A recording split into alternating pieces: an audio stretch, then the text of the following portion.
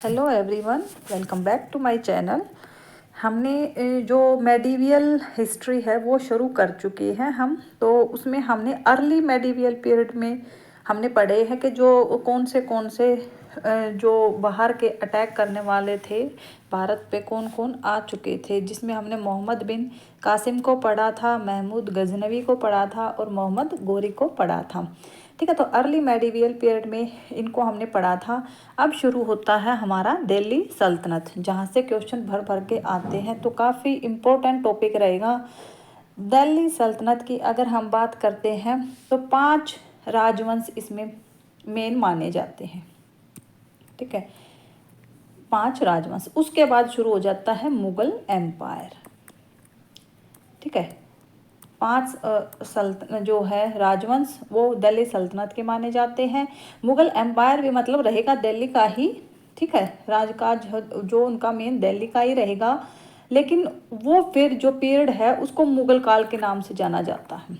ठीक है, तो अभी हम देखते हैं कि भाई वो दिल्ली के बारे में, क्योंकि अभी तक जितना हमने पढ़ा है आपने देखा होगा दिल्ली जो कैपिटल, एज ए कैपिटल मतलब साम्राज्य की राजधानी के रूप में दिल्ली को यूज़ नहीं किया गया था। तो दिल्ली का जो स्टार्ट है टाइम वो होता है, मतलब राजधानी के रूप में, किसी भी साम्राज्य की राजधानी के रूप में दिल्ली का जो टाइम स्टार्ट होता है वो तोमर राजपूत से। ठीक है, तोमर राजपूत वंश से शुरू होता है, जो कि 12वीं शताब्दी में हराया गया था चौहान्स के द्वारा।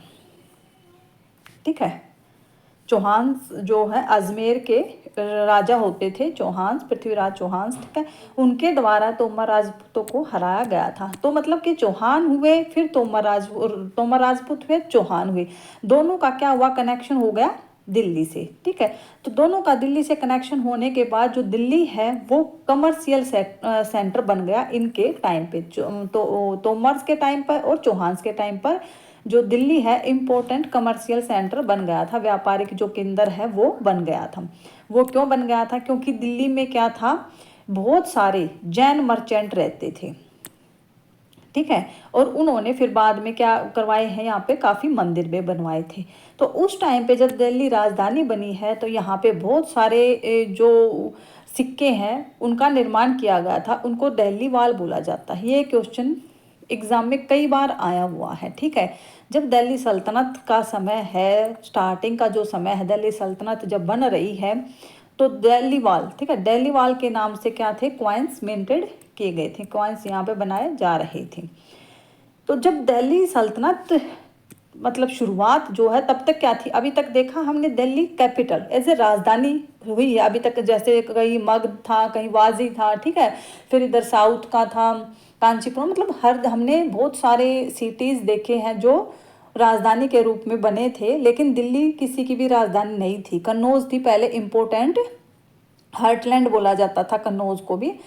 तो दिल्ली बनी है तोमर्स और चौहान्स के टाइम पे राजधानी। ठीक है, दिल्ली सल्तनत कब बनी है, दिल्ली सल्तनत बनी है भाई गुलाम वंश में।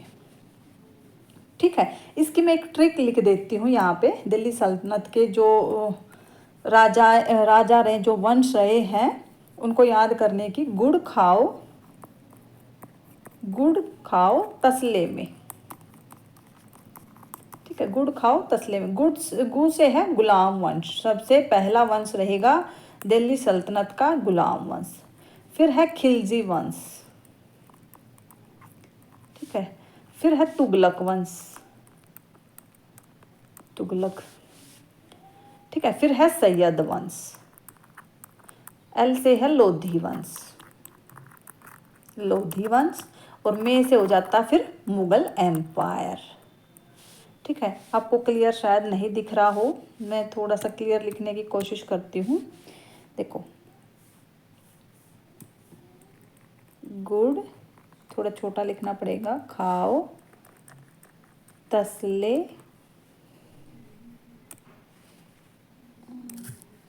में, गु से हो गया गुलाम वंश, साथ में लिख लेना इसको, गुलाम वंश। ख से हो गया खिलजी वंश, त से हो गया तुगलक वंश, स से हो गया सैयद वंश, ल से हो गया लोधी वंश, ठीक है। अभी आपको दिखाई दे रहा होगा, में से है फिर मुगल एम्पायर, ठीक है। ये ट्रिक है याद करने की। तो ये रहा है सारा जो दिल्ली सल्तनत में आते हैं पांचों वंश, उनके बारे में ये एक ट्रिक है जो काफ़ी हेल्पफुल रहती है, क्योंकि दिल्ली सल्तनत से ना ये पूछा जाता है तीसरा वंश कौन था, या खिलजी वंश के बाद कौन आया है, तुगलक वंश के बाद कौन आया, तो मतलब ये क्वेश्चन एग्जाम में आते हैं। तो इसलिए ये ट्रिक है कि भाई आप इसको याद कर सकते हैं। तो अब हम शुरू करते हैं अपना दिल्ली सल्तनत। तो दिल्ली सल्तनत की अगर बात करें तो दिल्ली जो सल्तनत के रूप में उभर कर आई है वो आई है ऐबक के टाइम पे, ठीक है। ऐबक कौन था? ऐबक हमने जो लास्ट क्लास थी थोड़ा सा उसके बारे में हमने बताया था। 1206 ईस्वी में क्या होता है, मतलब कि 1192 का जो टाइम था, 1192 का जो युद्ध हुआ था मोहम्मद गोरी और पृथ्वीराज चौहान तृतीय के बीच में, तो उसमें मोहम्मद गोरी जीत जाता है। उसके बाद 1194 का था चंदावर का युद्ध, जिसमें मोहम्मद गोरी जीत जाता है और उसमें क्या करता है, फिर भारत पर अपना जो साम्राज्य है वो स्थापित कर देता है। तो उसको स्थापित करने के बाद वो यहाँ का जो राजकाज है वो अपने सेनापति ऐबक, ठीक है, अपने सेनापति ऐबक को देकर चला जाता है। तो लेकिन तब तक क्या था, ऐबक जब तक मोहम्मद गोरी की मृत्यु नहीं हुई थी तो ऐबक एज ए सेनापति ही यहाँ के राजकाज को संभाल रहा था बस, ठीक है। तो जब 1206 में फिर मृत्यु हो जाती, मोहम्मद गोरी का कत्ल कर दिया जाता है, उसकी मौत कर दी जाती है, तो उसका कोई उत्तराधिकारी नहीं था। तो कहते हैं उसका सारा जो साम्राज्य था वो 4 लोगों में, उसके जो 4 मेन सिपाही थे या सेनापति थे उनमें बांट दिया जाता है।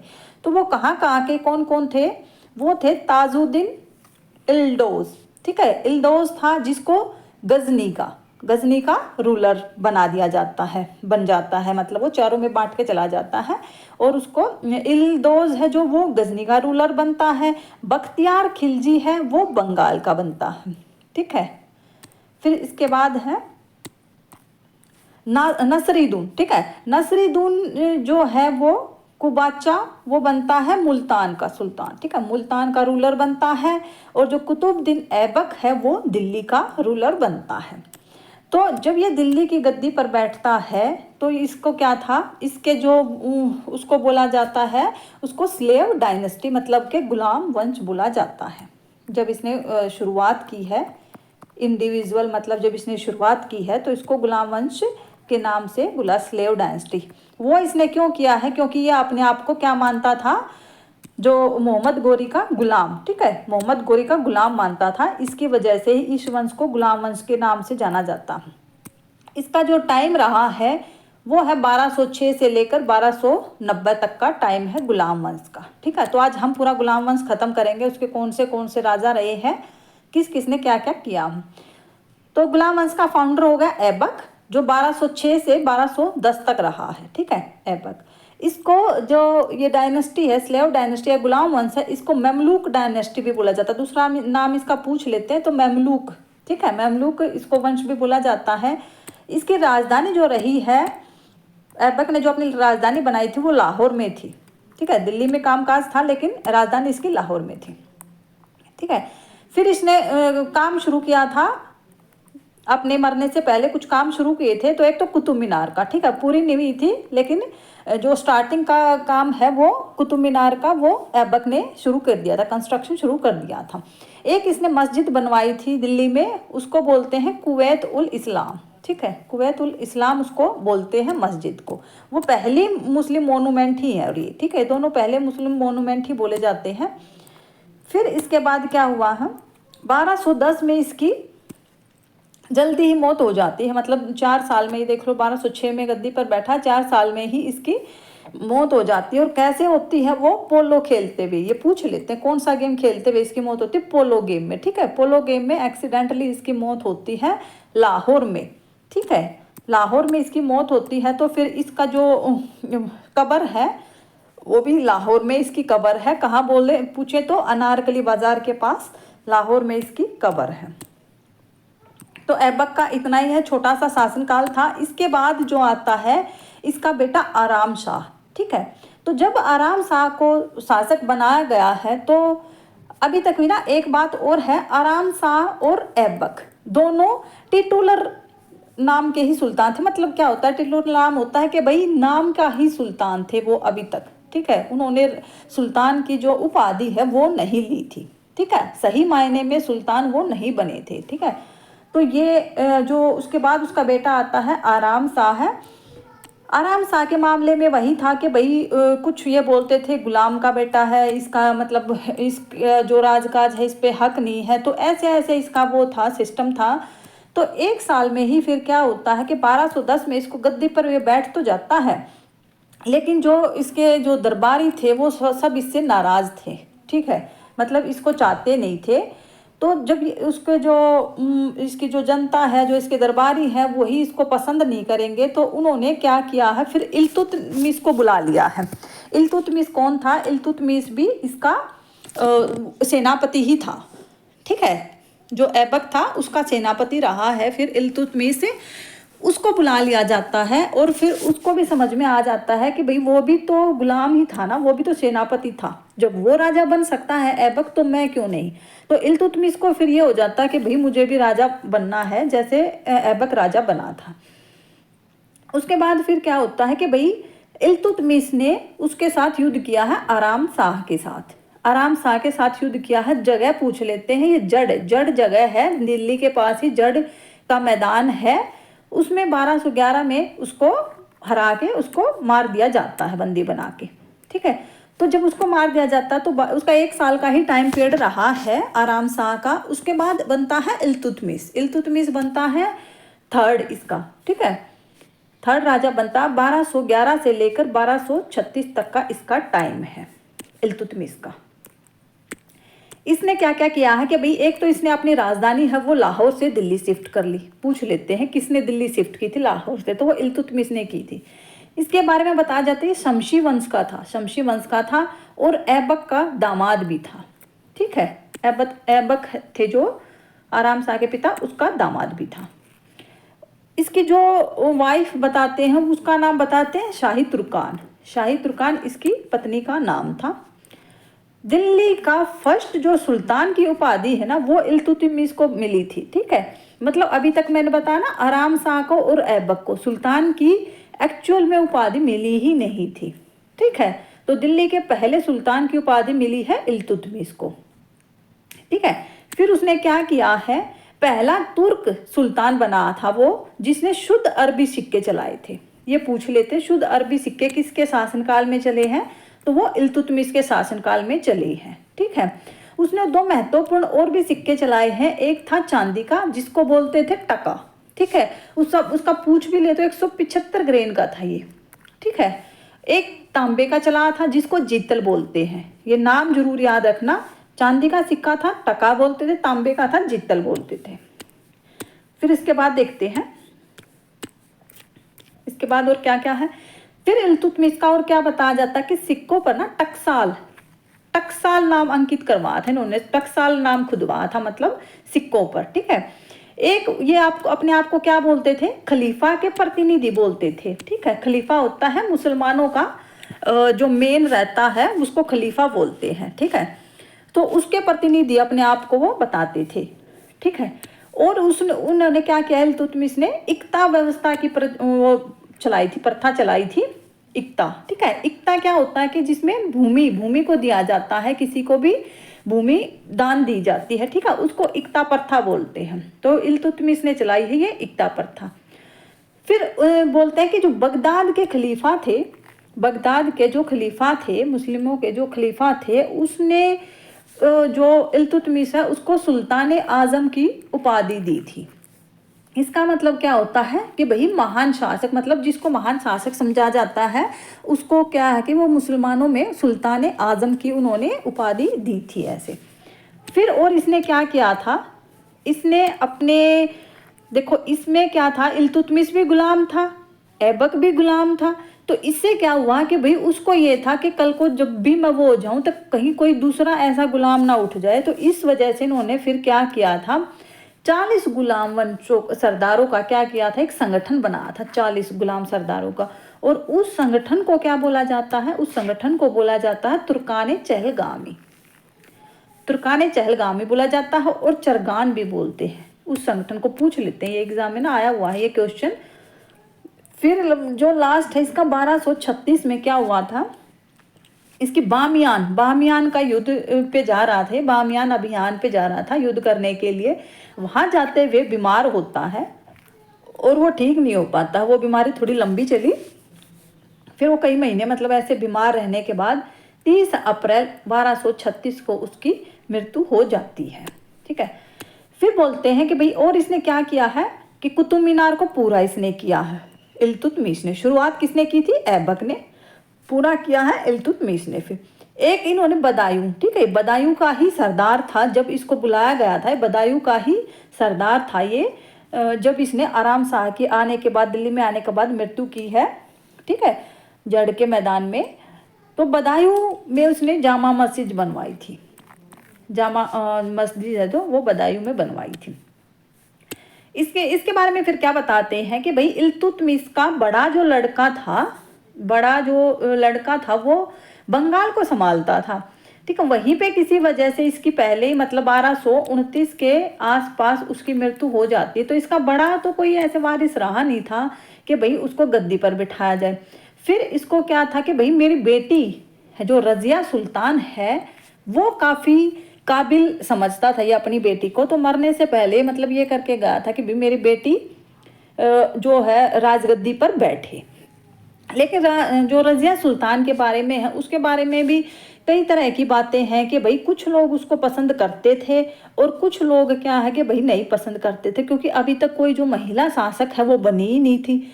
सबको ये था कि भाई जो शासक है वो तो केवल लड़के ही बनते हैं, राजा का अगर बड़ा लड़का होगा तो वही शासक बनेगा। तो एक साल तो फिर क्या होता, मतलब एक साल नहीं 6 महीने, मतलब अप्रैल में जो इल्तुतमिश है उसकी मृत्यु होती है। उसके बाद नवंबर तक, अप्रैल से लेकर नवंबर तक इसका छोटा लड़का, ठीक है, इसका छोटा लड़का है जो वो उसकी माँ की वजह से, मतलब उसकी माँ के कहने पर वो राजगद्दी पर बैठता है। लेकिन कहते हैं उसको और उसकी माँ को, दोनों के अत्याचारों से जनता परेशान थी और जनता ने ही उनको मार दिया। ये एक स्टोरी बताई गई है इसके भाई के बारे में, रजिया सुल्तान के भाई के बारे में। उसके बाद नवंबर में फिर क्या होता है, नवंबर 1236 में रजिया सुल्तान गद्दी पर बैठती है, जो कि पहली महिला सुल्तान बनी थी। ठीक है, दिल्ली सल्तनत की पहली महिला सुल्तान भी, और अकेली, ठीक है, केवल मुस्लिम, ठीक है, और मुस्लिम के उसमें तो और कोई बनी ही नहीं थी बाद में भी। ठीक है, तो ओनली जो मुस्लिम फीमेल सुल्तान थी और पहली भी वो रजिया सुल्तानी थी।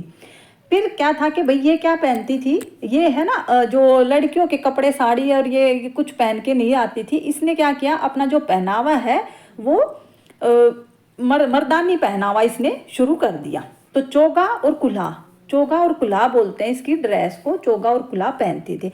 ये क्वेश्चन आया हुआ चोगा और कुल्हा का। ठीक है, चोगा बोलते हैं कुर्ता को, ठीक है, कुर्ता जो पहनते हैं, और कुल्हा होती है टोपी, मतलब पगड़ी जो पहनती। तो ये पहनावा ये पहनती थी, जिसकी वजह से क्या है भाई, अब मुसलमानों का क्या था कि उनका बुर्का और मुंह ढकना, सामने तो आते ही नहीं थे। अब ये इतने खुले उसमें आ रही है दरबार में बिल्कुल, और सब कुछ ऐसे दरबार में सब कुछ सबकी सुनती थी और बिना मुंह ढके और ऐसे आती थी। तो क्या हुआ, जो इनके दरबारी थे और मतलब जो इनके बाकी के भी जो लोग थे जो इनसे संबंधित थे, तो इनके जो सगे संबंधी थे उनको ये चीज़ें पसंद नहीं आई थी। ठीक है, फिर इसके दरबार में बताया जाता है कि याकूब नाम का, याकूब भी बोलते हैं उसको, याकूत भी लिखा है। ठीक है, ये वर्ड देख लेना, याकूब भी याकूत भी लिखा है। वो होता था रजिया सुल्तान के घोड़ों के जो असवशाला होती है, मतलब जहाँ पे घोड़े बांधे जाते हैं, उनको संभालने के लिए वो एक घोड़ों को संभालने वाला था याकूब। अब वो उसकी मतलब कि काफ़ी खातिरदारी ऐसे करता था, घोड़े पर चढ़ाता था रजिया सुल्तान को ऐसे हाथ रख दे के। तो फिर इससे क्या हुआ कि भाई वो याकूब को काफ़ी पसंद करने लगी। ठीक है, तो याकूब को रजिया सुल्तान पसंद करने लगी, तो लोगों को ये चीज़ें भी पसंद नहीं आई। फिर एक बंदा था जो था अल्तुनिया। ठीक है, अल्तुनिया था जो बठिंडा का गवर्नर था, बठिंडा का। वो बताते हैं कि ये इसको बचपन से पसंद करता था, रजिया सुल्तान को। तो ये इसके भाई रिश्तेदार भी हुए उधर लाहौर की तरफ से, ठीक है। और भाई जिसको ये चाहते ही नहीं थे कि भाई इस पे राजगद्दी पे बैठे, लेकिन राजगद्दी पे बैठने के बाद भी अब वो पसंद कर रही है याकूब को। तो इसकी वजह से क्या हुआ कि भाई जो इसके रिश्तेदार थे वो इससे नाराज हो गए, और इन्होंने फिर क्या किया, अल्तुनिया ने क्या किया, अपने और रिश्तेदारों को और सगे संबंधियों को बुलाकर और उस पर आक्रमण कर दिया। किस पर? रजिया सुल्तान पर। जब रजिया सुल्तान पर आक्रमण किया गया है तो उसको याकूब को मार दिया जाता है। तो याकूब को मारने के बाद फिर क्या होता है, जो रजिया है उसको बंदी बना लिया जाता है अल्तुनिया उसको बंदी बना लेता है रजिया सुल्तान को, और बंदी बना के बठिंडा ले जाता है, ठीक है। बठिंडा उसको ले जाता है, और इसकी वजह से फिर क्या होता है कि भाई वो इसको पसंद तो करता ही था, और रजिया सुल्तान को भी अपनी जान बचाने के लिए इससे शादी के लिए हाँ करनी पड़ती है। तो इसके शादी के लिए जब हाँ कर देते तो इसी बीच उसका भाई है एक बहराम शाह। किसका? रजिया सुल्तान का भाई है बहराम शाह। वो मौके का फायदा उठाता है, क्योंकि खुश तो वो भी नहीं था कि रजिया उस पे राजगद्दी पे बैठ जाए। तो बहराम शाह इस चीज का फायदा उठाता है कि भाई रजिया अब चली गई है, अब मैं राजगद्दी पर बैठता हूँ। तो इसकी वजह से फिर क्या होता है कि रजिया और अल्तुनिया उसने आक्रमण किया है बहराम शाह पे, लेकिन बहराम शाह की जो सेना थी, सारे जो दिल्ली के थे सारे उसकी तरफ, बहराम शाह की तरफ हो गए थे, और उन्होंने अल्तुनिया और इसको भगा दिया था, ठीक है। फिर वो डर के मतलब भाग गए थे दिल्ली से, और हरियाणा के कैथल में, ठीक है, कैथल के जो जंगल है, बताते हैं कि हरियाणा के कैथल के जंगलों में रजिया की मौत हुई थी 1240 में, ठीक है। क्योंकि कहते हैं कि वहां पे जाने के बाद उसकी जो सेना थी उसने भी साथ छोड़ दिया था, और डाकुओं के द्वारा रजिया की मौत कर दी जाती है, ठीक है, उसकी मृत्यु हो जाती है। फिर उसके बाद बीच में मतलब जो बहराम शाह है उसका भी शासनकाल ज़्यादा लंबा नहीं चला, ज़्यादा अच्छा नहीं चला। उसके बाद आता है उसका भतीजा मसूद शाह, ठीक है। जो बहराम शाह का भतीजा था मसूद शाह आता है, लेकिन उसका भी ज़्यादा नहीं था, 1-2 साल के बीच में ही उसका ज़्यादा कुछ नहीं दे रखा है, बस वो क्या किया उसने क्या नहीं किया। उसके बाद फिर आ जाता है नसरुद्दीन महमूद, ठीक है, जो लेके आया है बलबन। बलबन भी क्या है, इनका सेनापति ही है। पूरी ऐबक जो ये गुलाम डायनेस्टी जो चल रही है ऐबक से, वहाँ उनका सेनापति ही है बलबन, जो काफ़ी स्ट्रोंग हुआ करता था। उसने बहुत सारी लड़ाइयाँ भी जीती थी, काफ़ी मतलब अपने जो गुलाम वंश है उसको काफ़ी अच्छा फैला रहा था। तो उसको फिर वो लेके आता है नसरुद्दीन महमूद को 1246 से लेकर 1265 तक, ठीक है। इसके बारे में ये बताते हैं कि ये एकमात्र ऐसा सुल्तान था जो टोपी सीलकर अपनी जीविका निर्वाह करता था। इसके बारे में ये दे रखा है, ये पूछ लेते हैं और फिर एग्जाम में। और क्या करता थे, कुरान को लिखकर बाजारों में बेचता था। ये नसरुद्दीन है, नसरुद्दीन महमूद, उसके बारे में बताया गया है। और इसके बारे में क्या गया कि बलबन की जो पुत्री थी उसकी शादी भी इससे हुई थी। इसके बाद जब नसरुद्दीन जो महमूद है जब वो मर जाता है, उसके बाद आता है बलबन। बलबन था जो मैंने बताया कि सेनापति ही था ये भी, लेकिन ये दिल्ली से दूर दूर ही रहता था, ठीक है। बाकी की जो साइड की जो इधर उधर की जो लड़ाई करता था वो बलबन करता था। तो उसका टाइम है 1265, ये थोड़ा गलती से लिखा गया था, 1265 से लेकर 1286 तक का टाइम है बलबन का। काफ़ी इम्पोर्टेंट शासक रहा है ये जो गुलाम वंश है इसका। इसका जो असली नाम मतलब इसका जो पूरा नाम है वो था गयासुद्दीन बलबन। एक सेकंड, गयासुद्दीन बलबन। जो वास्तविक नाम था वो बहाउद्दीन। पूछ लेते हैं। इसकी जो जाति कास्ट बताई गई है वो है इलबारी तुर्क, ठीक है, इलबारी तुर्क इसकी कास्ट बताई गई है। इसने 2 प्रथाएं चलाई थी जो एग्जाम में पूछी जाती है, सिजदा और पाबोस। सिजदा और पाबोस जो प्रथा चलाई थी, सिजदा का मतलब क्या होता है, सिर झुकाकर अपने राजा को सलाम करना, और पाबोस का मतलब होता है पैरों को चूमकर, ठीक है। एक है मतलब कि सिर झुकाकर और मुकुट को और पैरों को चूमकर ये सिजदा और पाबोस चलाई गई थी कि भैया अपने राजा को इस तरह से तुम सलाम करो, उससे राजा की जो मतलब ये मानते थे कि भाई इससे जो रिस्पेक्ट वो बढ़ेगी। इसके जो दरबारी कवि हैं वो अमीर खुसरो और अमीर हसन बताए जाते हैं, बलबन के दरबारी कवि। इसके बाद जो नसरुद्दीन महमूद है, जो बलबन ने ही जिसको राजा बनाने में हेल्प की थी, उसने इसको उल्गू खां की उपाधि दी थी बलबन को। फिर इसने और क्या किया है, इसने एक फारसी त्योहार चलाया था जिसको नवरोज बोलते हैं, फारसी त्योहार है नवरोज, वो शुरू किया था बलबन ने। इसने फिर जो इल्तुतमिश ने 40 गुलामों का जो संगठन बनाया था ना, उसने वो खत्म कर दिया। ये पूछ लेते हैं कि भाई इल्तुतमिश ने जो गुलामों का संगठन बनाया था उसको खत्म किसने किया था, वो था बलबन। फिर बताते हैं कि भाई इसके पुत्र के वियोग में इसकी क्या हुई थी, मृत्यु हुई थी।